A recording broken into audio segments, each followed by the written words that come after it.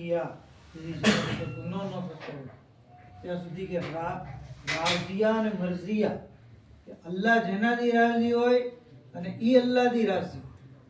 તમે જો માણસોમાં એવા જોવા મળી શકે કે ભાઈ અલ્લાહ જે હાલતમાં રાખે એમાં રાજી રહે, પણ અલ્લાહ એનાથી રાજી હોય એવા જે છે એ માણસો કહે છે કે રાઝિયા અને મરઝિયા.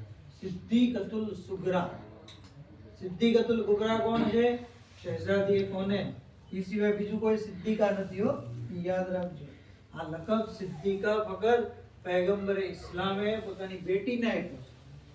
અને સિદ્દીકતુલ સુગરા એમની દુખ્તર સાનિયા ઝહેરા જનાબે ઝૈનબ સલામુલ્લાહ અલૈહા. ત્યાં સુધી કે આપ સાનિએ ખદીજા પણ છે, બીજા ખદીજા.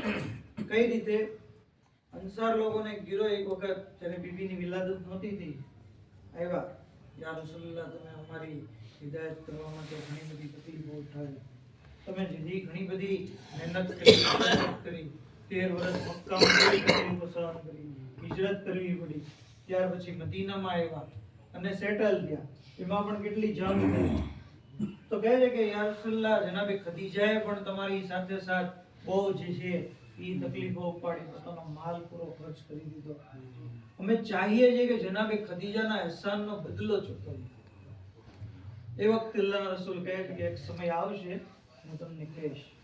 અને જ્યારે બીબી ઝૈનબ સલામુલ્લાહ અલૈહાની વિલાદત થઈ તો આપ જે છે અંસારોને સંબોધીને કહી કે મારી આ બેટી હાઝહી મસીલતો ખદીજા, આ ખદીજાની મિસાલ છે, બીજા ખદીજા છે.